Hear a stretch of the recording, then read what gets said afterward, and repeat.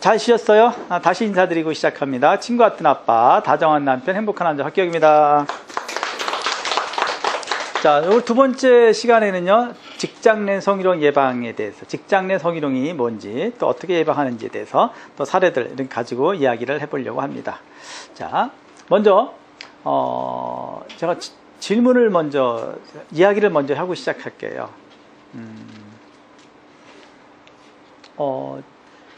6년 전에 아내와 함께 부부 연말에 부부 모임이 있었어요.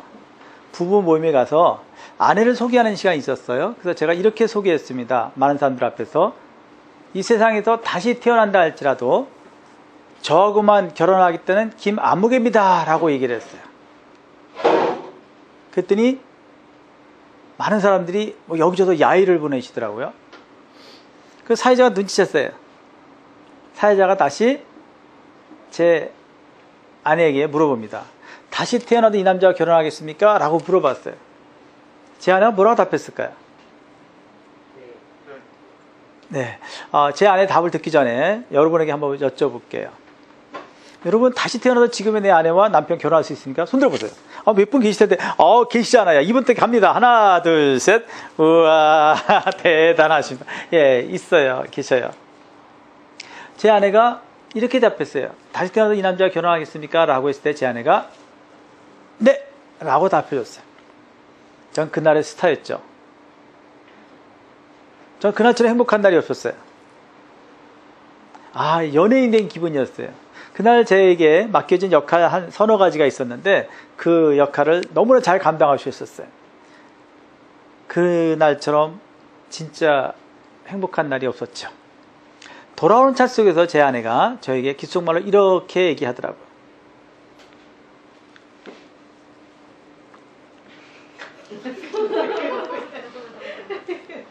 자, 아내가 남편한테 그놈이 그놈이야 란 말을 했네요.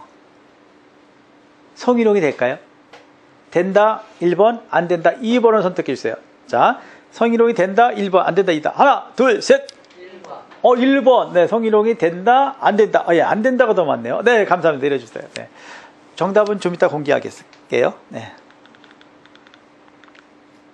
자, 성희롱은요, 정확한 명칭은 직장 내 성희롱입니다. 정확한 명칭은요, 직장 내 성희롱이에요. 자, 그러면 직장 내 성희롱이란 뭘까요? 직장 내 성희롱이란 뭘까요? 이런 반응이 있을 줄 알고요, 제가 적어왔어요. 자, 직장 내 성희롱 하면요, 직장 상사 관련이 있어요. 그렇죠? 직장 상사. 그 다음에 또 뭐가 있을까요? 변태. 제가 이제 공부방을 잠깐 했었지. 지금은 지화아동센터라고 하겠죠. 공부방을 잠깐 이제 할 때 고3짜리 여자아이가 있었어요. 여기가 계단을 올라오면서 계속 변태. 변태 새끼. 그러고 올라오더라고요. 분명히 학교에서 무슨 일이 있었구나 라고 제가 직감을 했죠. 사정을 물어보니까 그 담임 선생님께서 30대 중반인데 남성 선생님이었는데 자기 엉덩이를 탁 만졌대요. 얘는 이러고 올라오는 거예요. 네, 그럴 수 있어요. 예, 또 기분이 나빠요. 여러분, 성희롱 당하면 기분 나쁘지 않나요? 성희롱 당했는데 기분 좋다. 그건 사귀는 거예요. 그건 불륜이라고 하죠, 불륜. 여러분, 성희롱 당하면요, 기분이 나빠요. 성적 불편함을 느낀단 말이죠. 기분이 나빠요. 수치심도 느끼고요, 음담패에서 빠지지 않죠. EDPS라고 하나요? 네, 이렇게 음담패에서 빠지지 않아요. 아저씨, 어떤 모르는 아저씨, 또 술 먹어서 전혀 필름이 끊겼습니다. 기억이 안 납니다. 이제는 핑계할 수 없어요. 조두순 씨가 다 망쳐놨어요. 조두순 씨가 술을 먹고 나서 우리 요즘에 이제 피해자 이름을 거명하지 않죠. 물론 이제 나영이라는 이름도 이제 가명입니다만 어쨌든 조준 사건 이후에서 그 8살짜리 아이, 그 아이에게 성폭행을 했어요. 그 술 먹었다는 이유로 어떻게 해요? 12년형을 받았어요. 이제 곧 그죠? 네, 또 출소하기도 될 겁니다. 자, 12년형을 받았어요. 12년형을 받았어요. 왜요? 심신미약 상태라는 거죠. 경감사유가 된다라고 하는 거예요. 이제는 술 때문에 전혀의 이유가 되지 않습니다. 네, 자, 느끼해요. 성희롱 당하면 괜히 왠지 이렇게 불편하고 느끼한 느낌이 들어요. 그렇지 않나요? 처음에 직장에 발령받아 갔어요. 처음에 업무를 모르겠어요. 근데 아는 선배가 있어요. 그러면 도움을 받으면 얼마나 좋아요. 그렇죠? 그래서 처음엔 너무 고맙죠. 근데 2번 만나고 3번 만나고 4번 만날 때마다 어때? 점점 느끼해져. 여러분, 느끼한 느낌이 느껴지면 성희롱이에요. 기억하세요? 느끼한 느낌이 느껴지면 성희롱이다. 사실 기억하시기 바랍니다. 네, 느끼해져요. 권력의 관계가 있어요. 또 성폭력도 있고요. 대중교통은 이제 성추행에 가까울 수 있어요. 그렇죠? 성추행이겠죠. 네. 그다음에 미니스커트. 몇 년 전에 모 대학에서 여름에 여 직원께서 이게 가슴골이 파인 옷을 입고 출근했어요.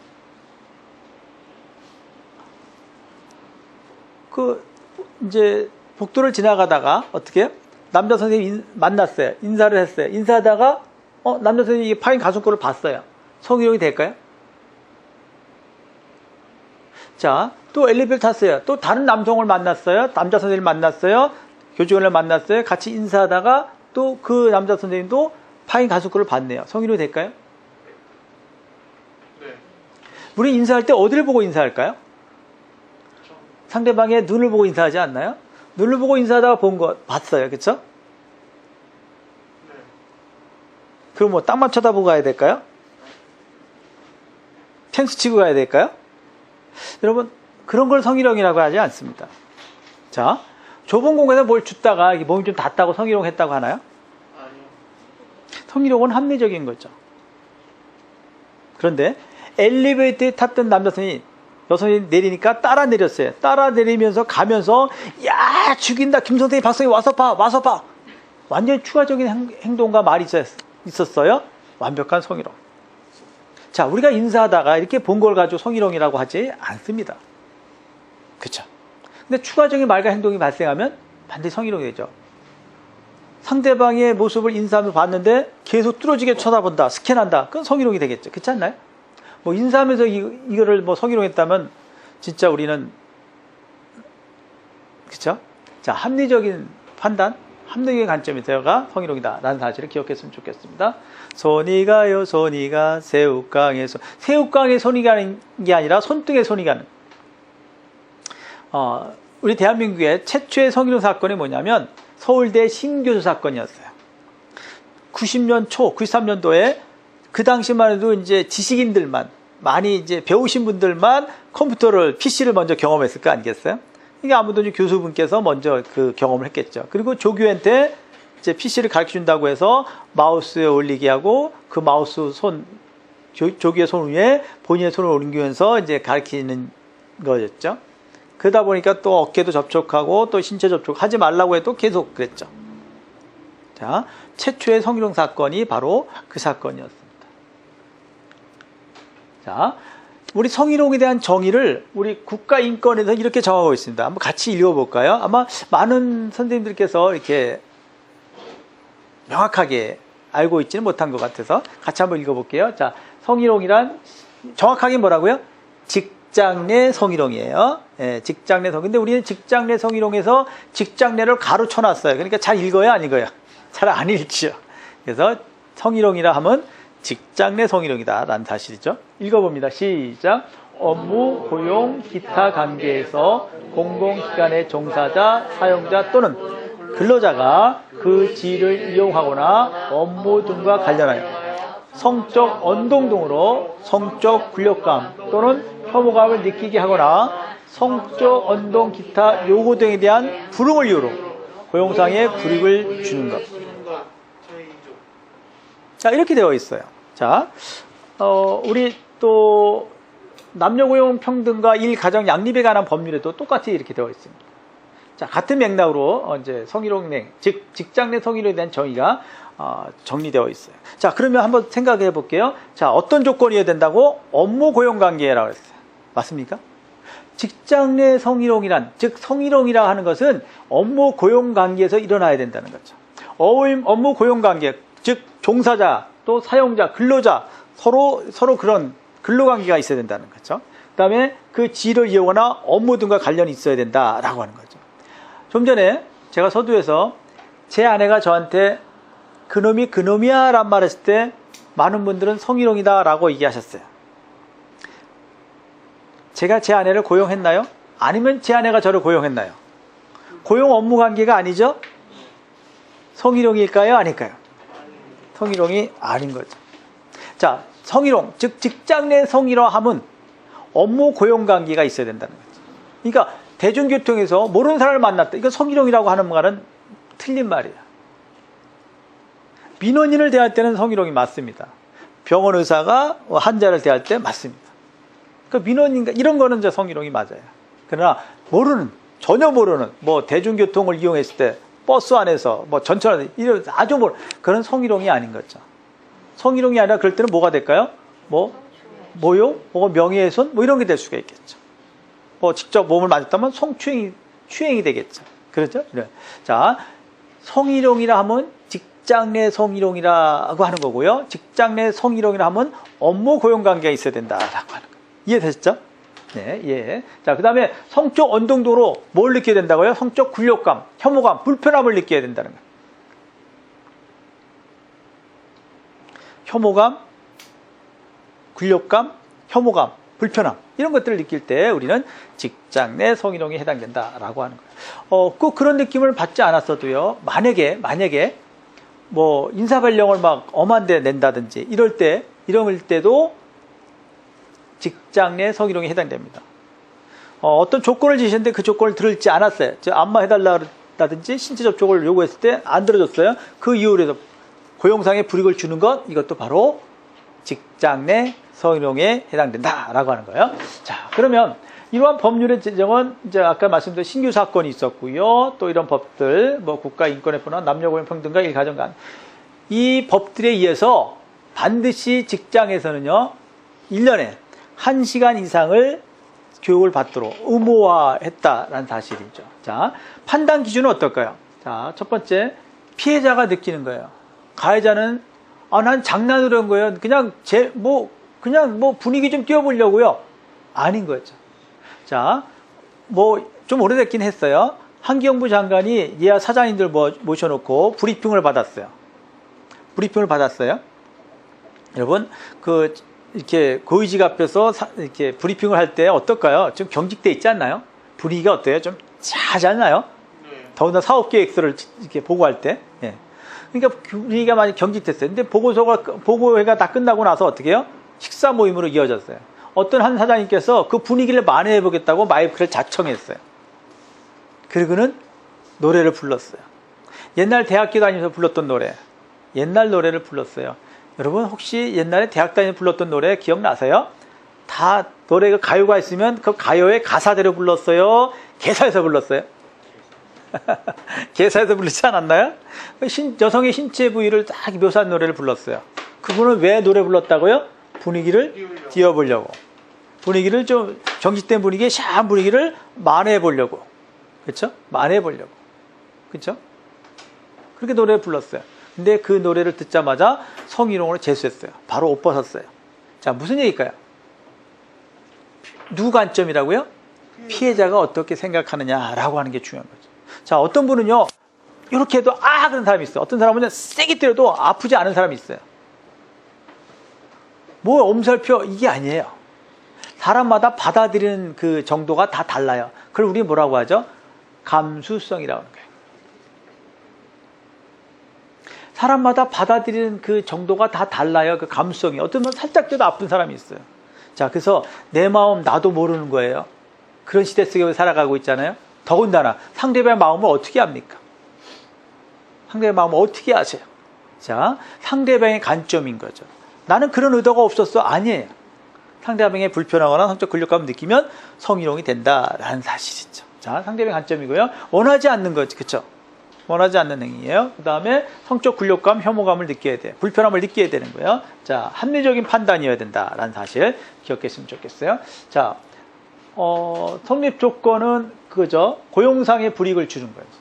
자, 고용상의 불이익을 주는 거. 그 다음에 불리하게 하는 거. 이럴 때, 직장 내 성희롱이 해당된다라는 사실이죠. 자, 성희롱으로 본 걸 보면, 아직도 많은 부분에 집단에서 이렇게 성희롱 사건이 발생하고 있다는 사실을 통계적으로 볼 수가 있습니다. 성희롱에는요, 아시겠지만 세 가지 유형이 있어요. 신체적, 육체적이라고 하는데 신체적 성희롱이 있고요. 두 번째는요, 언어적 성희롱이 있어요. 언어적 성희롱, 말로 하는 거겠죠. 세 번째, 시각적 성희롱이 있습니다.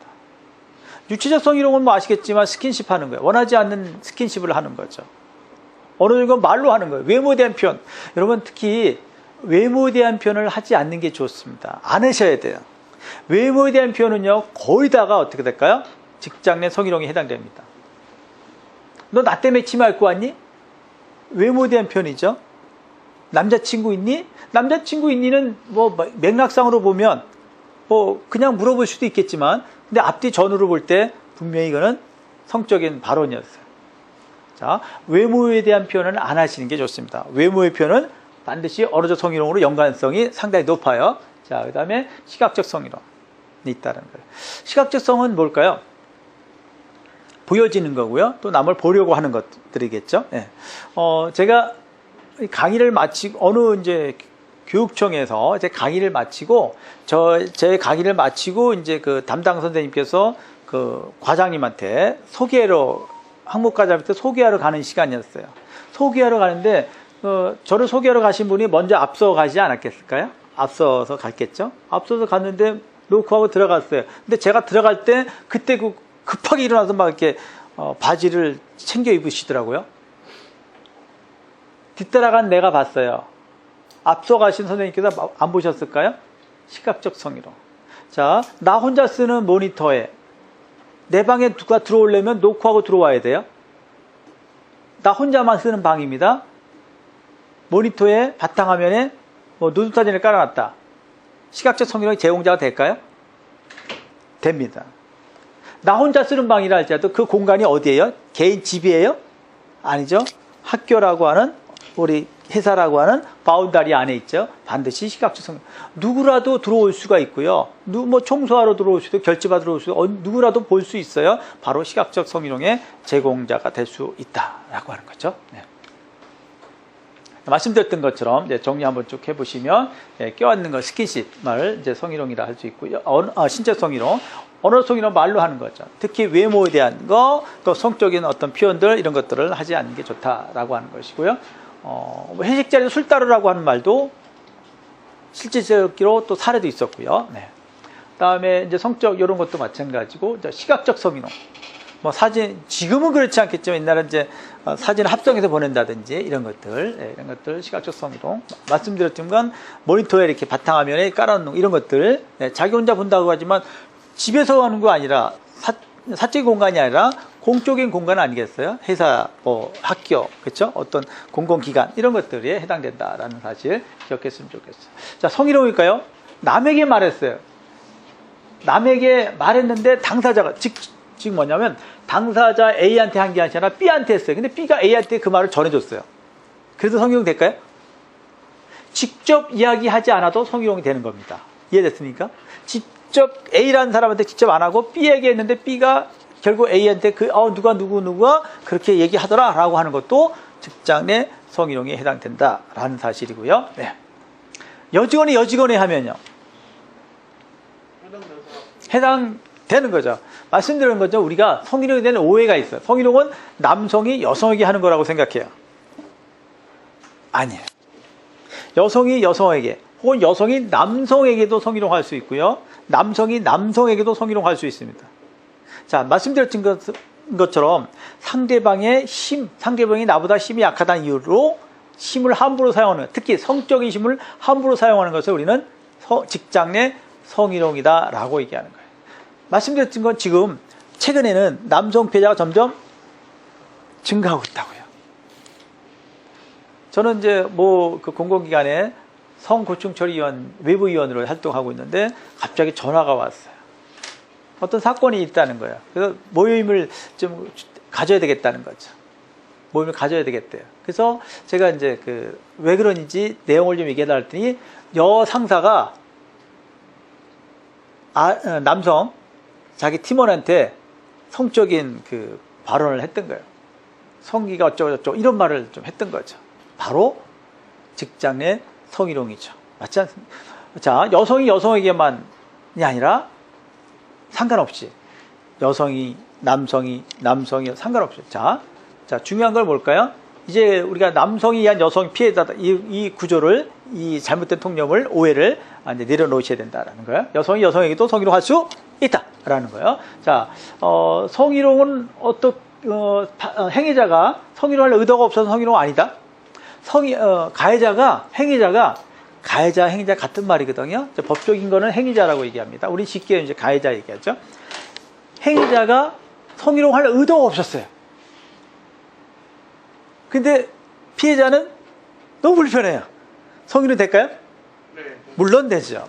그렇죠? 물론 되는 겁니다. 자, 두 번째, 거부 의사를 표시하지 않았어요. 그럼 성희롱이 문제 삼을 수 없다? 아니. 자, 아까도 얘기했지만 우리가 전 시간에 얘기했지만 아랫사람 윗사람 노라고 하지 마세요라고 하기는 어려워요. 어려워요. 왜? 전체 분위기를 또 이제 영향을 줄 수 있으니까 말하기 어려워요. 그렇다고 해서 예스한 건 아니라는 사실입니다. 그렇죠? 자, 나중이라도 얘기할 수 있어요. 자, 그래서 거부 표시를 안 했다고 해서 예스한 건 아니라는 사실을 기억했으면 좋겠어요. 자, 공공기관의 장 사용자는 성희롱에 대한 예방 조치를 취할 윤리적 의무가 있지 법적인 의무가 없다. 법적인 의무가 있다예요. 법적인 의무가 있어. 반드시. 예. 그래서 직장 내 성희롱이 발생하지 아니하여서 근로자가 쾌적한 근무 환경을 조성해 줘야 되는 게 책임입니다. 근로자의 책임자고요. 대표가 할 일이에요. 그래서 직장 내 성희롱에 대한 윤리적 의무가 아니라 반드시 법적인 의무가 있다라는 사실을 기억해야 됩니다. 자, 성희롱의 행위는 형사처벌이다? 형사처벌은 물론 아니에요. 민사입니다. 성폭행과 성추행은 물론 형사처벌이에요. 근데 직장 내 성희롱은 형사처벌은 아니에요. 민사. 그러나 손해배상 청구가 되어야 되고요. 반드시 성희롱 사건이 발생하면 징계하도록 되어 있어요. 성희롱 사건에 대한 처벌하도록 되어 있어요. 반드시. 여러분, 직장 내에서 그런 일이 발생하면 얼마나 불편할까요? 그렇죠? 네. 자, 음란 사이트 아까 얘기했던 시각적 성희롱이라고 그랬고요. 남성도 법적 보호를 받을 수 있다가 되는 거죠. 네. 자, 한번 보고 갈까요? 남성도 피해자가 될 수 있을까요? 네, 피해자가 될 수 있습니다. 자, 남성 피해자가 점점 늘어나고 있다는 말씀 드렸어요. 자, 꼭 남성이 위한 여성 피해자의 구조가 아니라 남녀의 어떤 문제가 아니라 누구라도 힘이 있는 사람이 힘이 없는 사람에게 함부로 상대가 원하지 않는 성적 근력감이나 혐오감을 발생시킬 때, 불편함을 발생시켰을 때 우리는 직장 내 성희롱이다. 업무 고용 관계에서 발생하는 것을 우리는 직장 성희롱이라 한다는 거죠. 자, 잘 보이시나요?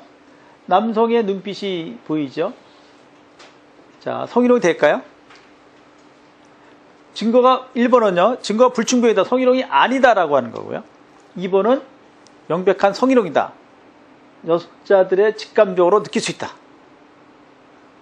자, 1번, 2번. 하나, 둘, 셋. 1번. 네, 1번, 2번. 네, 1번, 2번. 자, 성희롱이 안 된다. 성희롱이 안 된다. 또 성희롱이 된다라고도 얘기하셨어요. 자, 태어나면서 이런 눈빛을 갖고 태어난 사람들이 있어요. 옆 사람의 옆 사람의 눈을 보세요. 다 이렇게 생기지 않았나요? 옆 사람의 눈. 서로 돌리면 안 보일 거고, 가만히.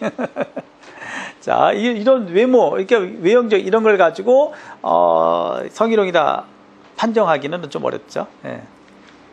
자, 아랫사람이 윗사람한테 성희롱 할 수 있나요? 네. 자, 아랫사람이 윗사람에게도 성희롱 할 수 있어요. 자, 여기 보면, 직급이 낮은 남성이 직급이 높은 여성에게 이제 뭐 부석부석하다, 뭐 성적인 어떤 표현했겠지만 다 쓸 수 없어서, 예, 뭐 어제 무리하셨나 봐요. 뭐 이런 얘기를 좀 했어요. 자, 아랫사람이 윗사람에게도 성희롱할 수 있다. 저는 뭐 대학에서 이제 학생분들은 이제 성인학습자들을 이제 강의를 하는데, 성인학습자분들한테 저도 성희롱을 경험합니다. 근데 제가 가르치는 입장이 있어요. 제가 학교에 행정실에 가서 나 성희롱 당했어요 얘기할 수 있나요? 도와달라고 도움 요청할 수 있을까요? 그렇게 할 수는 없겠죠. 네. 자, 많은 경우에 아랫사람이 윗사람의 성희롱을 할 수 있지만 그 구제 절차는 그렇게 시행되기는 좀 어렵지만 그러나 힘이 약한 입장에서는 어떨까요? 또 아랫사람의 입장에서는 얼마든지 성희롱에 대한 구제 절차를 통해서 그 성희롱에 대한 피해에 대한 것을 보상받을 수 있고 그것이 재현되지 않도록 그렇죠? 여러 가지 조치를 도움받을 수 있다라는 사실을 기억했으면 좋겠어요. 자, 아랫사람이 윗사람에게도 성희롱 판례도 좀 나와 있고요. 네. 자, 직장 내 성희롱에 대한 오해가 있어요. 직장 내 성희롱은 사소 개인적인 문제다. 아니에요. 개인의 문제가 아니라 뭐예요? 그 피해를 경험하면 어떨까요? 근로 의욕이 생길까요? 직장 다니고 싶을까요? 그렇죠? 이거는 개인의 문제가 아니라는 거죠. 자, 두 번째, 성적인 농담, 저촉은 직장의 활력소가, 직장생활의 활력소가 될까? 당사자는 그렇게 생각하는지 모르지만 피해자는 그렇지 않아요. 너무 불편해요. 그렇죠? 너무 불편하다는 거예요. 이제 세 번째, 성희롱 의도가 없고 단지 친밀감의 표현이다. 친밀감의 표현이 아니라 반드시 신체적, 육체적인 성희롱이 된다라고 하는 거죠. 나는 친밀한 표현이었다라고 할 수 있어요. 아까 말씀드렸지만 한편은 몸으로 대하는 게 익숙할 수 있고 어떤 분은 마음으로 대하는 게 익숙하신 분이 있어요. 그러면 어떻게 서로 친근한 표시인지는 몰라도 누군가에게는 성적인 실용이 될 수 있다. 성희롱이 될 수 있다. 성희롱을 그만 내버려 두면 그만이다. 아예 모른 척하면 그만이다. 아니요. 여러분, 모든 가해는요 한 번에 끝나지 않아요. 모든 가해는요 계속 그걸 차단하지 않으면 계속 반복해 하려고 하는 그런 심리가 있어요. 그래서 이제 성희롱을 했어요. 근데 주변에서 아무런 얘기를 안 해요. 가만히 있어요. 그러면 어떻게 해요? 또 반복된다는 거죠. 성희롱은 계속 반복됩니다. 예, 이런 어떤 성향이 있고요. 자, 여성의 과도한 신체 노출 때문이다. 그럴까요? 신체 노출 때문이다. 자, 신체 노출을 했더라도요, 어떻게 해요? 상대방이 원하지 않은 불편한, 그쵸? 상대방의 시선이라든지 상대방에게 불편한 말과 행동, 이런 것들을 하면 직장 내 성희롱이 된다라고 하는 거죠. 자, 그러면 우리가 만약에 이런 사건들이 발생한다면 우리는 어떻게 해야 될까요? 자, 첫 번째, 직장 내에 아마 성고충처리위원회가 있을 거예요. 거기에 접수를 하게 되는 거죠. 접수를 하고, 다음에 상담과 또 조사 과정이 이제 위원들이 이제 조사를 하게 될 거고요. 세 번째, 성희롱이 되느냐, 안 되느냐. 여부가, 직장 내 성희롱이 되느냐, 안 되느냐 여부를 이제 판단하겠죠. 아까 성고충처리위원회 외위원들을 통해서 또 내부위원들을 통해서 함께 판단을 내리게 됩니다. 네 번째는 어떻게 해요? 피해자를 보호하고 가해자에 대해서는 어떻게 해요? 반드시 조치를 하게 돼 있다 그랬잖아요. 징계 조치를 하게 돼 있습니다. 그래서 반드시 격리하기도 되고요. 격리도 합니다. 그 다음에 중요한 거는 재발 방지, 재발하지 않도록 이런 조치를 취하게 돼 있는 게 바로 직장 내 성희롱 예방입니다.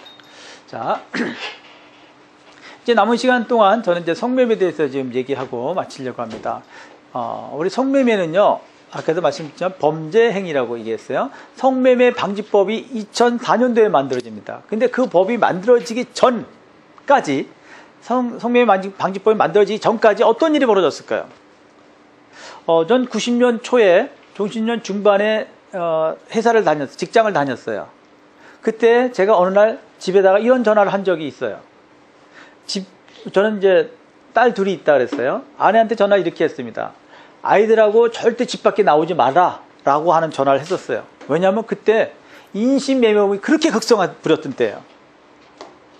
지나가다가 봉고차 세워놓고 아무나 실어 담았던 때, 아무나 봉고차에 실어서 무인도 인신매매가 그렇게 극성을 부렸던 때가 있었어요. 제가 집에 그런 전화를 했던 기억이 납니다. 우리나라가 성매매 방지법이 만들어지기 전에 그런 사회적인 어떤 그 흐름이 있었어요. 그러니까 우리나라가 그때 막 이제 88 올림픽 이후에 국가가 막 부강하기 시작해주고 이제 잘 사는 나라가 되기 시작할 때 유엔에서나 미 국무에서 볼 때는 어떨까요? 우리나라가 너무나 많이 성매매가 극성을 부렸던 거예요. 성매매 또 인신매매 이런 것이 1등 국가가 돼버린 거예요. 그러니까 유엔에서나 이런 데서 국가적인 그 지위가 이렇게 위상이 있는데 이제 그 법을 만들어야 되지 않겠니? 라고 해서 성매매 방지법에 대한 그 국제적인 요구가 있었고요. 또 하나 국내적인 요구가 있었어요. 많은 그런 우리가 이제 모여 있는 곳을 우리 집창촌이라 요즘은 그런 말 쓰지 않지만 그런 곳이 있었지 않습니까? 거기서 몇몇 유명한 또 대형의 어떤 그곳에서 화재 사건이 생깁니다. 화재 사건이 생겼어요. 그동안은 우리가 솔직히 한켠에 그렇게 살아가신 부류의 사람들의 일이라고 생각했지 우리가 다 온 국민이 관심 갖고 있지는 않았잖아요. 근데 이 화재 사건이 5, 6건이 굵직한 화재 사건이 생겨요.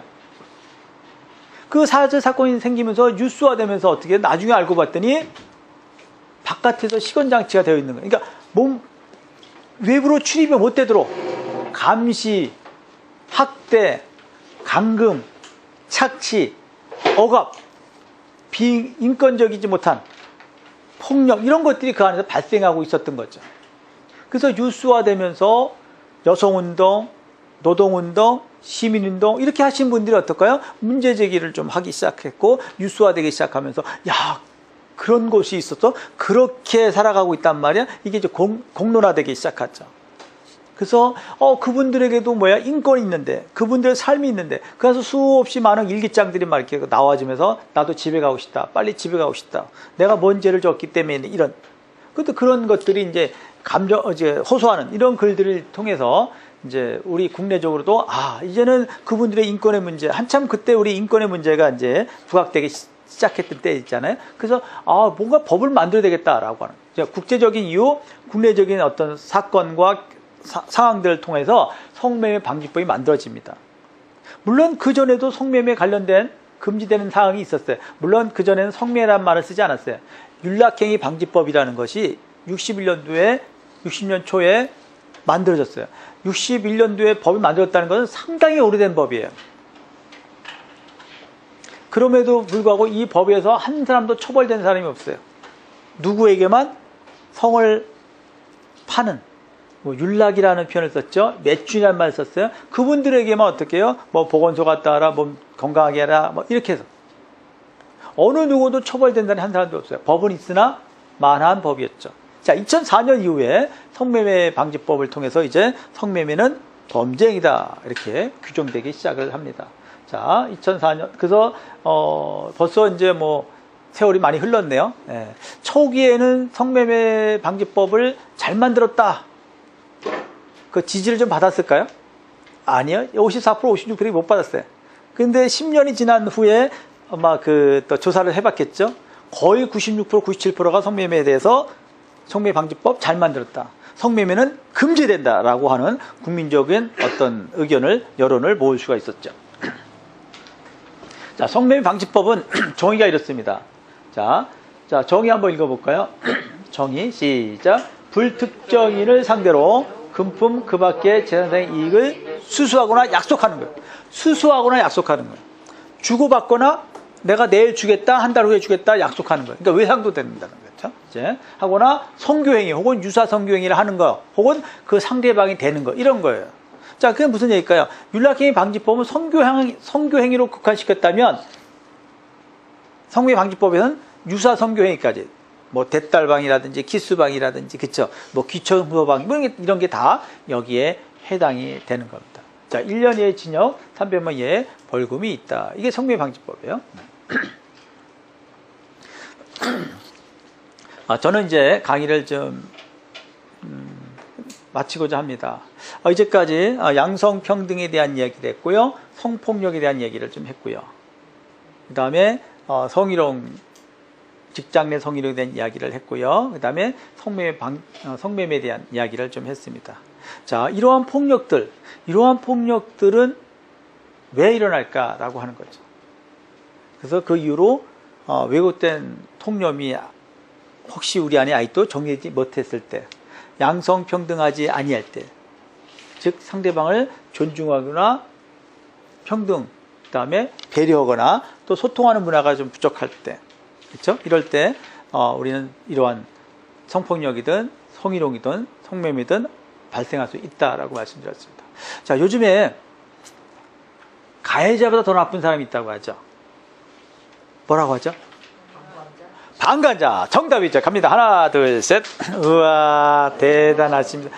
가해자보다 더 나쁜 사람은 방관자라고 해요. 저도 삶을 이렇게 돌아보면 상당히 많은 부분을 방관자로 살아왔던 것 같아요. 제가 방관자가 아니라 그 상황을 처했을 때 바로 적극적인 어떤 지지자의 역할을 살았다면 우리 삶이 조금 더 빨리 변화됐을 것 같아요. 자, 여러분 혹시 이런 말 들어보셨어요? 형법의 형량이 있잖아요. 형법의 형량보다 더 무서운 형량이 있대요. 그게 무슨 형량인지 아세요? 물론 만들어낸 말인데요. 사회적 형량이라는 게 있습니다. 우리나라의 형법은 결국 낮지가 않대요. 세계적인 법학자가 매년 이렇게 모여서 그 포럼이라든지 그걸 하는데 결국 그 형량이 낮지는 않대요. 근데 판결 내리는 분이 판결 내릴 때 많이 이게 뭐 초범이다, 뭐 합의를 받다, 그쵸? 뭐 나이가 있다, 뭐 이런 것 때문에 이제 강경돼서 그렇죠.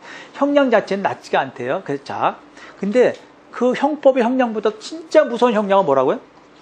사회적 형량. 그렇죠, 사회적. 이거예요. 가해하는 분을 우리가 뚫어지게 쳐다봐 주는 거예요. 여러분이 따가운 눈치로 저를 한번 쳐다봐 주세요. 제가 견딜 수 있을까요? 너 아직도 그러고 있니? 당신 때문에 우리 직장에 또 당신 때문에 이렇게 아파하는 눈물 흘리는 그런 삶이 있지 않냐고. 아직도 그러고 있냐고. 그건 따가운 눈치로 쳐다봐 주는 거야. 그죠?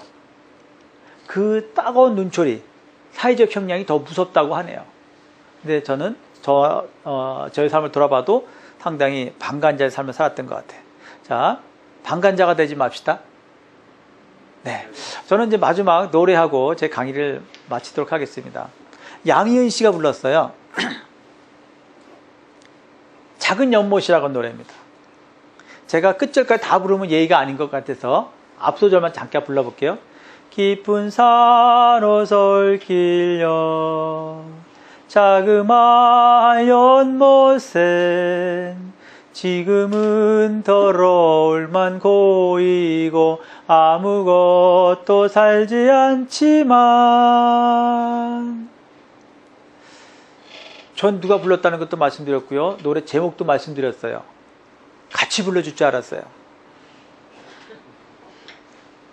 또 한 번의 방관자가 되셨네요.